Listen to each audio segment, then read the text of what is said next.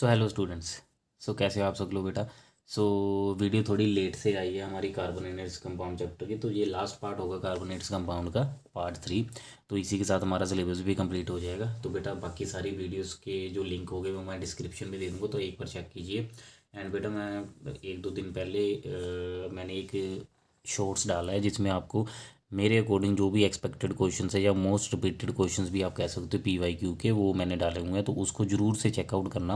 अगर आप वही करके जा सकते तो उसमें आपका मोस्टली हमारे पास सिलेबस उसी में से आएगा, चैप्टर में पेपर उसी में से पूछा जाएगा। ठीक है बेटा, चलो अब हम स्टार्ट करते हैं।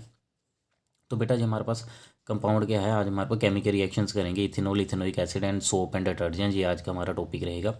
सो इथेनॉल बेटा, जो भी अल्कोहल हम ड्रिंकिंग पर्पज, हम मतलब कोई भी ड्रिंकिंग पर्पजेज़ के लिए यूज़ करते हैं उसे क्या बोला जाता है, इथेनॉल बोला जाता है। ठीक है बेटा, और इसका जो नेम है वो हमारे पास क्या बनता है, इथाइल अल्कोहल बोला जाता है, और सिंपल हम इसको अल्कोहल भी बोल देते हैं। ठीक है, and the chemical formula C2H5O5, C2H5OH इस फॉर्म में भी लिख सकते हैं, एंड CH3CH2OH भी। ठीक है, इथ है मतलब दो कार्बन, तो दो कार्बन आ गए, साथ में ओल है फंक्शन ग्रुप, तो OH आ गया।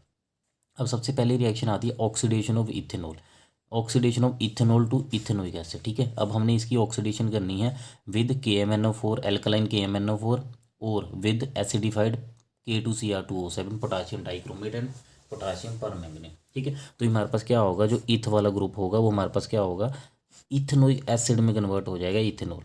ठीक है जी, और इसमें एक क्वेश्चन आता होता है कि ये जो एल्कलाइन KMnO4 और एसिडिफाइड K2Cr2 है, इनका रोल क्या है। तो ये हमारे पास ऑक्सीडेशन में यूज़ हो रहा है, तो that means both are oxidising agents.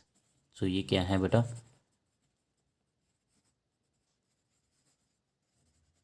Oxidising agents है बेटा।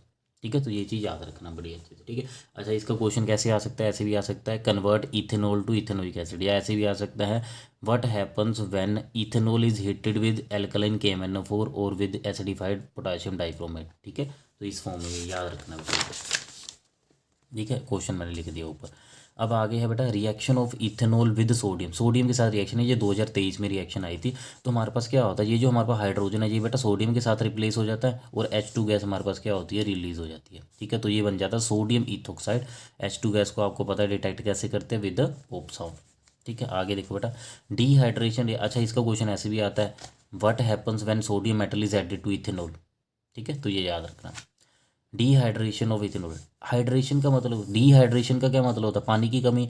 तो किसी कंपाउंड में से अगर मैं वाटर मॉलिक्यूल को रिमूव कर देता हूँ तो उसे हम डिहाइड्रेशन रिएक्शन बोलेंगे। ठीक है, अब हम इथेनॉल है बेटा, क्या होगा, ये दो कार्बन एटम है, इस कार्बन एटम के साथ OH जाएगा और इस कार्बन एटम के साथ H जाएगा। ठीक है, और OH और H कंबाइन होकर क्या बनेंगे बेटा, वाटर बनेंगे, वाटर बाहर चला गया, और यहाँ पे कोई मॉलिक्यूल अगर हम बाहर निकालते हैं तो हमारे पास डबल बॉन्ड अपीयर होता है। ठीक है, ये चीज़ याद रखना, अगर हमने कोई रिमूवल की है, ठीक है जी, तो ये हमारे पास रिमूवल की है ना, डिहाइड्रेशन बाहर निकालने हैं, तो हमारे पास बॉन्डिंग बढ़ जाएगी, तो सिंगल बॉन्ड था हमारा डबल में कन्वर्ट हो गया। इसी का उल्टा अगर मैं करता हूँ, ऐड करता हूँ, तो हमारे पास बॉन्डिंग कम हो जाती है। ठीक है, ये चीज़ याद रखना बेटा, सब्सटीट्यूट करते हैं तो वो कुछ नहीं होता, तो बॉन्डिंग ना कम होती है ना बढ़ती है। ठीक है, सब्सटीट्यूट करते हैं अगर, याद रखो, चलो मैं दोबारा बोलता हूँ, अगर हम सब्सटीट्यूशन करते हैं तो ना ही बॉन्डिंग कम होती है ना ही बॉन्डिंग बढ़ती है, उतनी रहती है, सिंगल है तो सिंगल, डबल है तो डबल, डबल जनरली सिंगल ही करते हैं। अब उसके बाद हमारे पास क्या होता है, अगर हमारे पास कोई चीज़ को बाहर निकाल रहे हैं तो उस केस में हमारे पास बॉन्डिंग बढ़ जाती है, जैसे यहाँ पे सिंगल बॉन्ड था डबल बॉन्ड में अपीयर हो गया। और इसी का उल्टा अगर मैं कोई चीज़ को ऐड करता हूँ, एडिशन रिएक्शन है, तो हमारे पास बॉन्डिंग कम हो जाती है, तो अनसेचुरेशन खत्म हो जाती है। ठीक है जी, या ट्रिपल डबल में भी हो सकता है, या डबल सिंगल में भी हो सकता है, या ट्रिपल सीधा सिंगल में भी हो सकता है। ठीक है बेटा, चलो अब आगे है बेटा, what is the role of concentrated sulphuric acid in dehydration. अच्छा बेटा, ऑक्सीडेशन प्रोसेस में ऑक्सीडाइजिंग एजेंट, तो डिहाइड्रेशन प्रोसेस में क्या होगा, डिहाइड्रेटिंग एजेंट।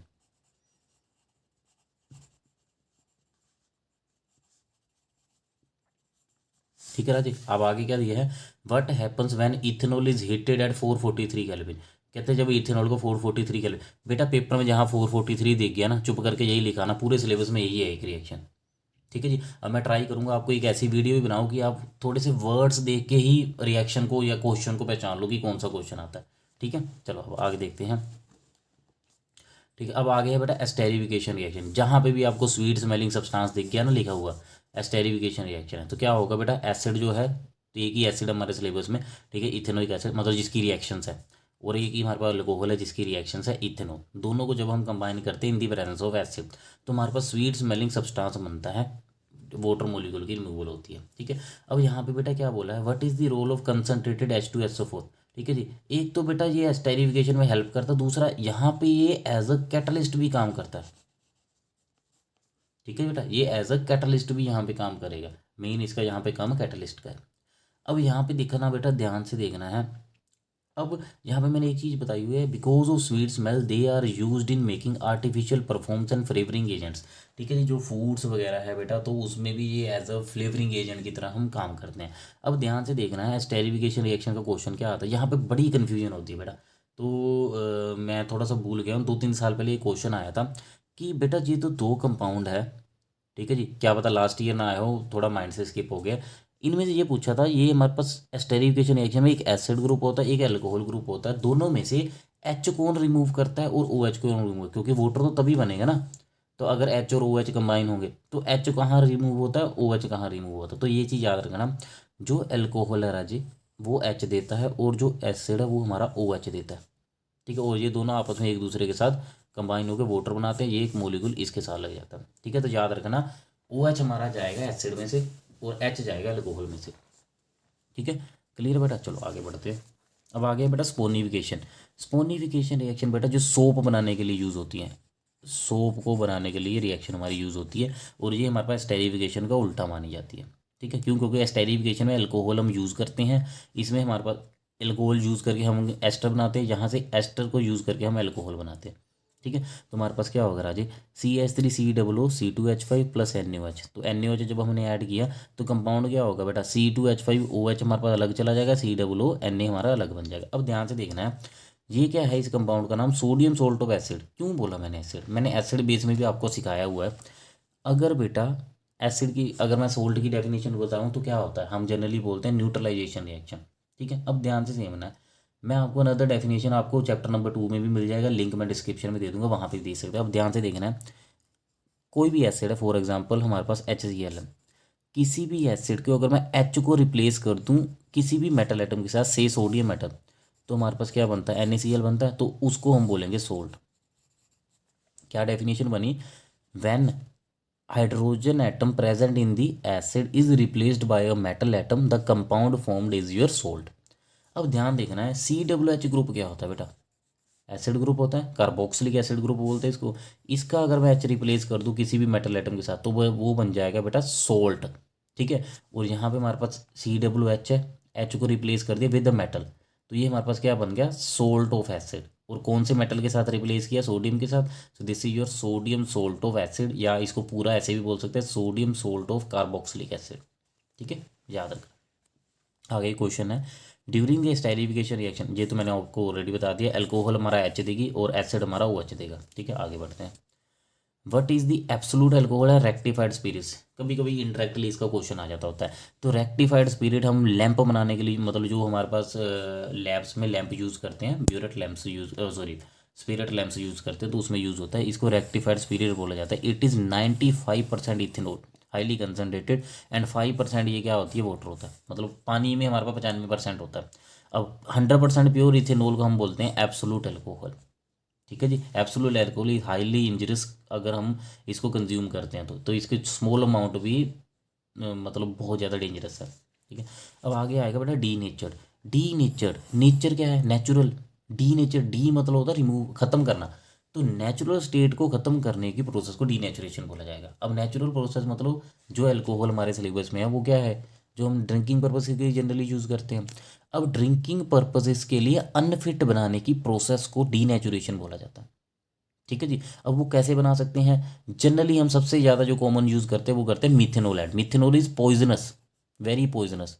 ठीक है जी, तो इसको अगर मैं अकेले, मैं क्या, अगर मतलब कोई भी बंदा इसको पी ले तो वहाँ पे वो हमारे पास क्या कर सकता है, उसकी मतलब हमारे पास मर भी सकता है वो बंदा। ठीक है जी, क्लियर है।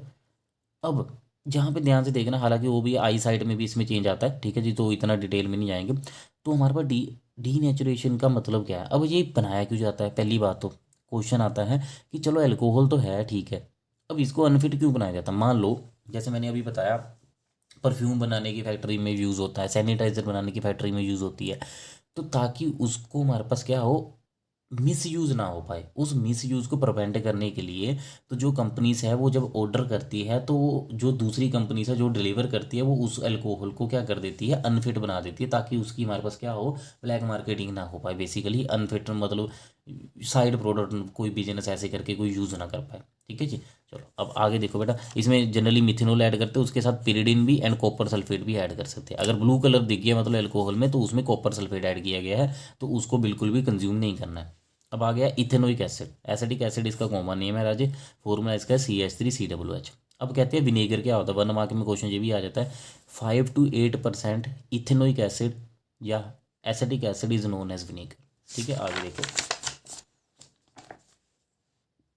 What do you mean by glacial acidic acid. Glacial acidic acid से आपका क्या मतलब है, जब भी, क्योंकि जो हमारे पास एसिडिक एसिड है इसका मेल्टिंग पॉइंट बहुत कम होता है, 17 डिग्री सेल्सियस होता है। तो जब हमारे पास कोल्ड कंट्री से कोई भी, तो उसमें जब टेम्परेचर इससे नीचे जाता है तो हमारे पास क्या होता है, वो हमारे पास सोलिडिफाइड फॉर्म में एक क्रिस्टल लाइक स्ट्रक्चर बना लेता है। ठीक है, आइस लाइक स्ट्रक्चर बना लेता है। तो इसलिए हम उसे बोलते हैं ग्लेशियल एसिडिक एसिड। जब वो कूल होके आइस टाइप स्ट्रक्चर बन जाती है उसको ग्लेशियल एसिडिक एसिड बोला जाता है। आगे है reaction of ethanoic acid with sodium carbonate. Generally इसका भी क्वेश्चन आ जाता है बट बहुत कम बाकी को कंपैरेटिवली। ठीक है जी। चलो, है इंपॉर्टेंट बेटा, बाकियों के कंपेयर, जैसे एस्टेरिफिकेशन हो गया, हाइड्रोजिनेशन ऑफ ऑयल्स हो गया, ऑक्सीडेशन रिएक्शन हो गया, डिहाइड्रेशन रिएक्शन, उनके कंपैरेटिवली थोड़ी कम आती है बट है काफ़ी इंपॉर्टेंट ये भी। ठीक है, अब आगे है बेटा CH3COOH एल्कोहल एसिड आ गया हमारा। सोडियम कार्बोनेट ऐड किया, बेटा सोडियम हाइड्रोजन की जगह ले लेगा, तो ये भी सोडियम सोल्टो बन गया, एसिड बन गया। सोडियम सोल्टो कार्बोक्सिलिक एसिड, पता लग गया ना अब क्यों, कार्बन डाइऑक्साइड गैस रिलीज होगी वाटर के साथ। CO2 गैस की डिटेक्शन मेथड क्या होता है, lime water test, it will turn milk. आगे है reaction of ethanoic acid with sodium bicarbonate. अब इथेनोइक एसिड को बाइकार्बोनेट के साथ रिएक्ट करेंगे, कंपाउंड वही बनेगा, बस बैलेंसिंग में चेंज है, गैसेज भी वही रिलीज हो गई और हमारे पास वाटर भी ड्यू होगा। अब क्वेश्चन है इसमें इकट्ठे हमारे पास, वो देखेंगे। क्या कह रहा है, why is the conversion of ethanol to ethanoic acid and oxidation reaction. Ethanol से इथेनोइक एसिड ऑक्सीडेशन रिएक्शन किया बिकॉज एडिशन ऑफ ऑक्सीजन हो रही है। ठीक है, अब आगे ऑक्सीडाइजिंग एजेंट क्या यूज़ होता है बेटा, कंसनट्रेटेड सल्फ्यूरिक एसिड। ठीक है, इक्वेशन हमने लिख देनी है, पीछे करके देख सकते हो आप। What happens when a small piece of sodium is dropped in ethanol. मैंने आपको ऑलरेडी बताया, सोडियम इथोक्साइड की फॉर्मेशन होगी, सोडियम हमारे पास क्या करेगा, हाइड्रोजन की जगह ले लेगा, हाइड्रोजन बाहर चला जाएगा। ठीक है जी, इक्वेशन आपको पीछे मिल जाएगी। Name the compound formed when ethanol is heated at 440। एक ही रिएक्शन है जो 443 की प्रेजेंस में हम करते हैं। ठीक है जी, कौन सी होती है बताओ बेटा, डीहाइड्रेशन रिएक्शन होती है, इथीन की फॉर्मेशन होगी यहाँ पे। ठीक है, पीछे आप जाके देख सकते हो, ये देखो बेटा 443 केल्विन पे एक ही रिएक्शन है, इथीन की फॉर्मेशन होगी, डीहाइड्रेशन रिएक्शन है, वाटर बाहर जाएगा। ठीक है बेटा, क्लियर, इतना समझ आ गया। चलो अब देख लेना यहाँ पे क्या था, what is the chemical reaction लिखनी है हमने, ये भी हो जाएगा आराम से। एस्टेरिफिकेशन स्पोनिफिकेशन पीछे दी हुई है। आगे क्वेश्चन देखो, a spatula full of sodium carbonate is taken in a test tube and 2 ml of dilute ethanoic acid is added to it. ठीक है जी, सोडियम कार्बोनेट लिया, इथेनोइक एसिड ऐड किया, अभी हमने रिएक्शन की लिख देंगे हम, और कौन सी गैस को डिटेक्ट करने का मेथड है, CO2 गैस रिलीज होती है बेटा, लाइम वाटर टेस्ट है। Write the name and formula of one. First क्या है, एल्कोहल, एंड सेकंड क्या है, कार्बोक्सिलिक एसिड, जिसमें 2 कार्बन एटम है। ठीक है जी, तो हमारे पास 2 कार्बन एटम है तो C2H5 आ जाएगा पहले, और साथ में OH, और दूसरा क्या आएगा CH3COOH। If alcohol X and carboxylic acid Y। ठीक है जी, अगर हम दोनों को हीट कर देंगे क्या होगा, what happens when X and Y react in the presence of an acid catalyst. दोनों रिएक्ट करेंगे, एस्टेरिफिकेशन रिएक्शन है बेटा। ठीक है जी, एसिड कैटलिस्ट हो गया sulphuric acid. What happens when x is heated in excess of concentrate. 443 आ गया again, क्या होता है 443 पे, इथीन की फॉर्मेशन होती है, याद रखना, बस याद रखी चलो, टर्म्स बताता रहूँगा ऐसे में। असर्शन क्या है, melting point and boiling point of ethanol are lower than that of sodium chloride. Sodium chloride राजे क्या होता है, आयनिक होता है। बाकी ये हमारे पास क्या होता है बेटा, कोवलेंट होता है। आपको पता है, मैंने ऑलरेडी बताया, आयनिक बॉन्डिंग हमेशा स्ट्रॉन्ग होती है क्योंकि इसमें फोर्सेस ऑफ अट्रैक्शन क्या होती है, स्ट्रॉन्ग होती है। तो इसलिए इसका मेल्टिंग पॉइंट क्या है, ज़्यादा है, इनका मेल्टिंग पॉइंट क्या है, लो है, कोई दिक्कत नहीं।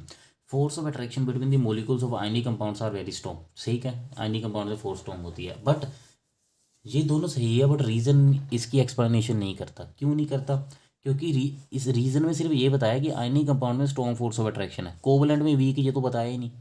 ठीक है, तो इनकम्प्लीट इन्फॉर्मेशन है। ठीक है, तो इसलिए ये हमारे पास है तो सही बट करेक्ट एक्सप्लेनेशन नहीं है। आगे देखो Raji, a compound A with the molecular formula of this reacts with the base to give a salt. बेटा बेस के साथ रिएक्ट करके सोल्ट बनाता है और वाटर बनाता है, तो क्या होगा बेटा, ये न्यूट्रलाइजेशन रिएक्शन होगी, तो ये क्या होना चाहिए, एसिड होना चाहिए। दो कार्बन एटम है और दो ऑक्सीजन है, तो क्या बनेगा ये CH3COOH, दो कार्बन है साथ में दो ऑक्सीजन, एसिड ये बन जाएगा। ठीक है जी, बस बाकी आपने देख लेना है।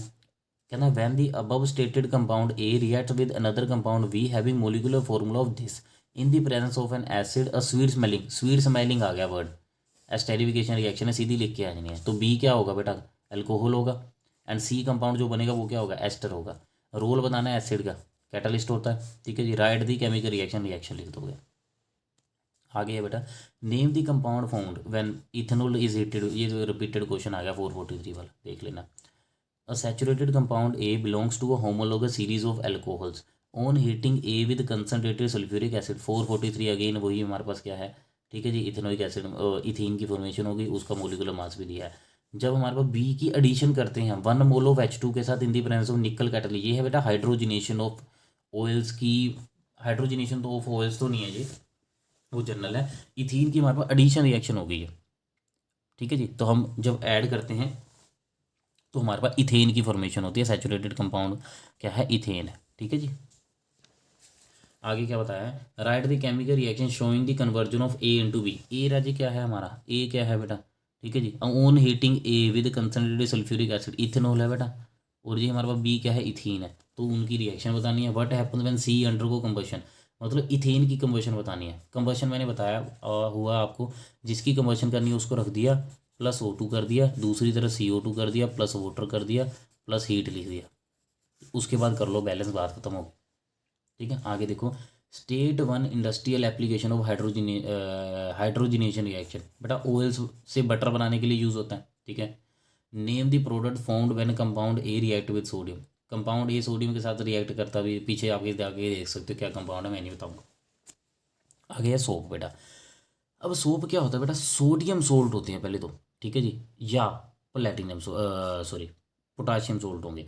अब लॉन्ग चेन कार्बोक्सिलिक एसिड होती है जिसकी क्लीनिंग प्रॉपर्टी है। ठीक है जी, दो इसके सबसे कॉमन हमारे पास सोल्ट है, सोप के हमारे पास कंपाउंड्स है, सोडियम स्टीरेट एंड सोडियम पेरमीटेट। ठीक है, कंपाउंड का फॉर्मूला देखो, स्टीरेट होता है C17H35COONA एंड C15H31COONA। ठीक है, अब सोप मोलिक्यूल रेड लिटमस को ब्लू टर्न करता है, तो इसका क्या मतलब है कि सोप हमारे पास क्या होता है, बेसिक सोल्यूशन होता है। ठीक है, वैसे हमने एसिड बेस में भी डिस्कस कर लिया। अब ये सोप की स्ट्रक्चर है बेटा, ये इतना जो है ये हमारे पास क्या है, हाइड्रोफोबिक पार्ट है, इतना जो पार्ट है, ये जो पार्ट है इसको बोला जाता है टेल, ये हाइड्रोफोबिक पार्ट है, और ये हमारे पास क्या है, हमारे पास हेड है, पोलर हेड बोला जाता है इसको। ठीक है, अब बेटा ध्यान से देखना है, हाइड्रोफोबिक क्या होता है, वाटर हेटिंग, और हाइड्रोफिलिक क्या होता है, वाटर लविंग। याद कैसे रखोगे, फिलिक में एल आ गया, एल फॉर लव। ठीक है जी, तो वहाँ से क्या आ जाएगा, पोलर आ जाएगा, और यहाँ पे बेटा बाकी जो बच गया दूसरा वो हाइड्रोफोबिक है, फोबिक मतलब हमारे पास नॉन पोलर। ये लविंग है तो वाटर में ये सोल्यूबल हो जाएगा, ये वाटर में सोल्यूबल नहीं होगा, तो ये फिर किस में चेंज होगा, सोल्यूबल होगा, ऑयल में सोल्यूबल होगा। ठीक है, अब आगे आता है बेटा माइसेल, बच्चों को बड़ी दिक्कत आती है माइसेल में। ठीक है जी, तो माइसेल क्या है बेटा, एक स्फेरिकल एग्रीगेट है सोप मोलिक्यूल का। अब ये बेटा होता क्या है, मैं आपको डायग्राम वे में बताऊंगा, फिलहाल के लिए आप यहाँ पे डेफिनेशन देख सकते हो। ठीक है, अब आगे मैं आपको डायग्राम वे में बताऊंगा माइसेल होती क्या है। ये है राजे, अब ये है बेटा ऑयल। ठीक है, मैं यहाँ पे अलग से आपको बनाता हूँ, ये रैंडमली कोई भी आपको ऑयल का पार्टिकल है या डर्ट है, ऑयल और डर्ट है। ठीक है, अब मैंने आपको बताया जो हमारे पास टेल होती है वो क्या होती है, वाटर हीटिंग होती है, तो इसलिए वो ऑयल में घुलेगा, यहाँ पे घुल जाएगा, और जो हेड होगा वो बाहर की तरफ जाएगा, क्योंकि हेड इसमें नहीं घुलता, तो ऐसे ही बाहर की तरफ जाएगा। ठीक है, तो यहाँ से एक स्फीयर बना है, ये 2D में नहीं है, आपने सोचना ये हमारे पास ऐसे ही बॉल है बेटा, बॉल है, इसके इधर भी उधर भी पीछे भी इधर भी, ये 3D में है।